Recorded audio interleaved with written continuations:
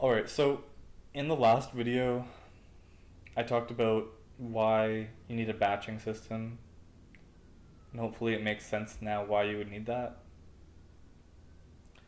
So you have your batching system, all is good, but you need to draw stuff with textures, and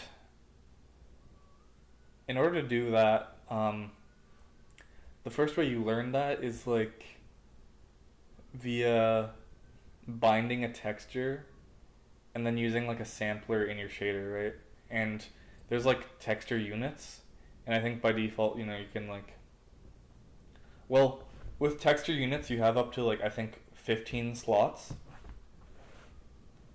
But the thing is like your game's going to use way more than 15 slots. So in reality, if you're using like more than 15 textures, which you are, um you can't just like put all your images in like that at once. So most of the time, what you're doing is maybe. So maybe my discussion of the batcher is a little bit out of order, but in general, like you would be binding your texture and then drawing at that point in time because that's the only way you know to do stuff, right? Because you can't like do if you need a new texture, you have to bind it, and you can't like and then you have to draw with it, right? So that kind of brings us back to object wise rendering because of this texture binding problem, right? So that's not good because we just like developed this whole batcher system. So how can we integrate both of these things? Well, you know, if you're using a newer version of OpenGL, you probably don't care because there are things in place that help you do this. I think bindless textures is a good example of that, where it's like, well, you just don't have to do that anymore. So that's not an issue for you. Um,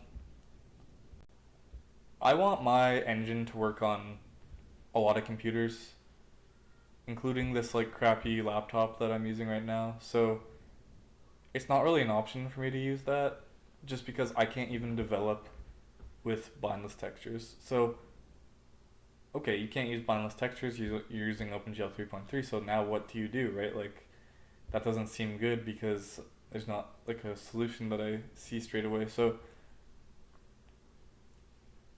our goal is to not have to bind the texture every time. So is there a way we can get all of our textures in like at once? And also just realize in most games there will be times where you're allowed to do an operation that's like pretty damn slow. So, like when a new map loads or whenever like new level, there's always kind of like intermediate phases you can take care of and upload a huge amount of data. Um, so with the images thing I was talking about, there are things called like texture arrays. And with texture arrays, these things allow you to upload like a bunch of images that all have the same dimension, which I think has to be a power of two, right? Um, and that's a nice thing because that would mean if all of our textures were powers of two, we could upload them all and then just like use them. And the way we'd use them is for each vertex, we would also specify like what what index we would use into like that array of textures, right? And that would be a good way of doing things. But that's actually not fully true because, well, that would require all of our images to be powers of two, and we could kind of like we could like resize our images to be powers of two, but that's kind of nasty. So what we actually have to do, um, well, we don't have to do this, but this is a solution. A solution that we came up with is instead just pack all of your images into textures, which are pretty big. So, well, I don't know. It's probably not that big, but for what I do, I make games that don't have huge resolution images. I'm not really doing that, right? So I can just make my images have like 1024 by 1024, pack all of my images into that and it like works, right? So things like that work for me because I just want a fast engine that can render like decent images but nothing crazy. So for me that works. And how do we do that? Well, we have a separate program which analyzes all the images in a directory recursively, packs them into these, I'll call them containers of powers of two, and then also stores like JSON files about like where each image is inside of these containers. And well, now with this, the one change you have to make to your shader is you also have to pass in that like metadata that I just talked about.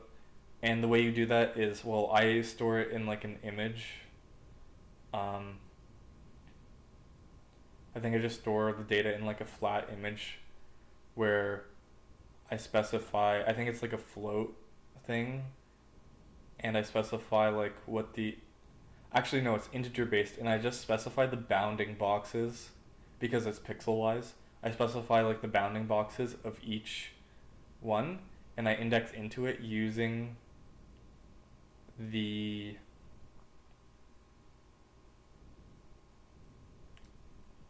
so I store, so I pack all of those bounding boxes in there, and I make sure that like the index that it's located at is stored inside of the object that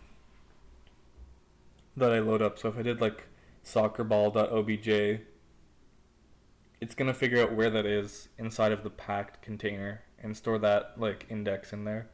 And then when it comes time to render in the shader, I just like grab that index, and in the shader I store obviously all of that, all of those container and those bounding boxes, and then I just grab the bounding box and I sample at that location, right?